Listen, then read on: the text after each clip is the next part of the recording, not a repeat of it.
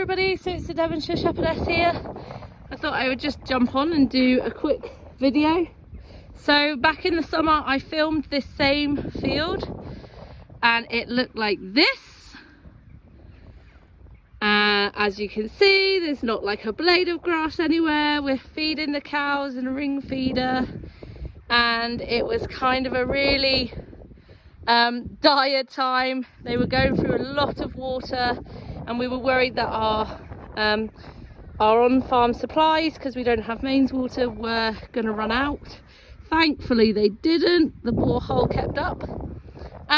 But although it was so dry in the summer, as you can see now, it is good enough for everybody to be out. So I know it's a bit muddy here in the gateway. Well, gateways get muddy, but all the others are out, or all the cows and the calves are still out grazing, loving life, particularly on a sunny day like this. They are really loving it. So although we had those challenging times in the summer, I really feel like nature is blessing us now with a longer kind of period of being able to keep our cattle out.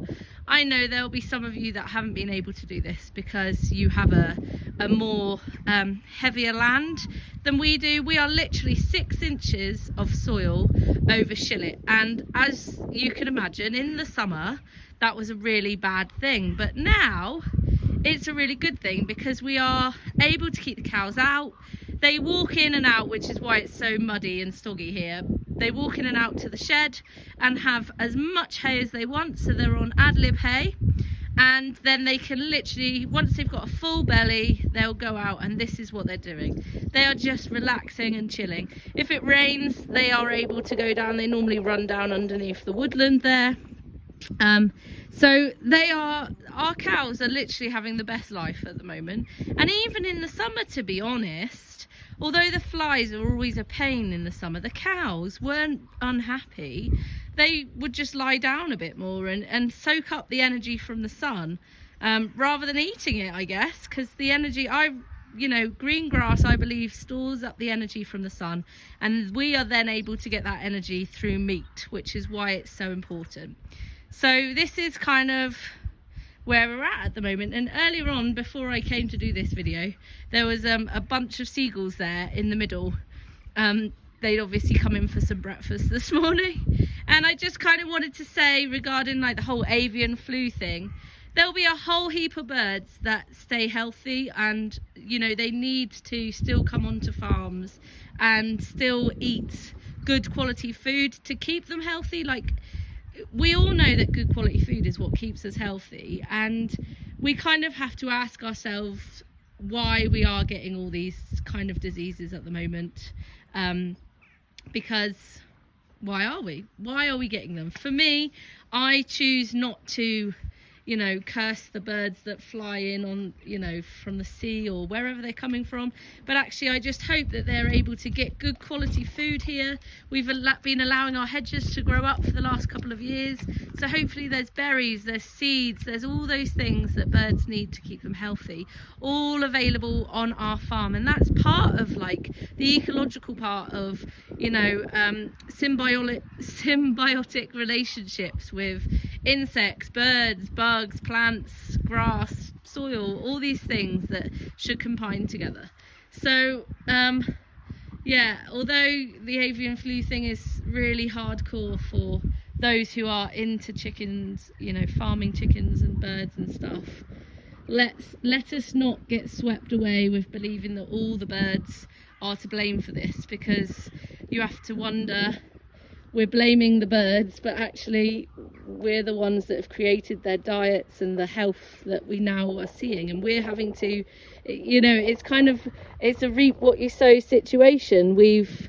Have we exploited animals so much so that now we are paying for that?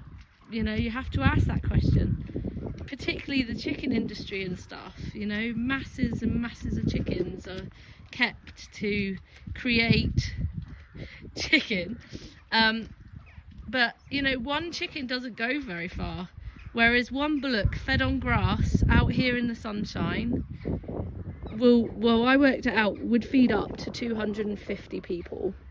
whereas one chicken would feed 4 people. So chicken needs to be like really expensive, and it needs to be up there in the like high-end price range, purely because it should be a high-end product. And yeah, so that's my thoughts on that. I've gone off completely on a tangent when I was talking about cows. So yeah, this is our lot. Our other bunch of cows are out in a field that we are hoping to poach. We want them to poach it, because in the spring we plan to put some GS4 out there.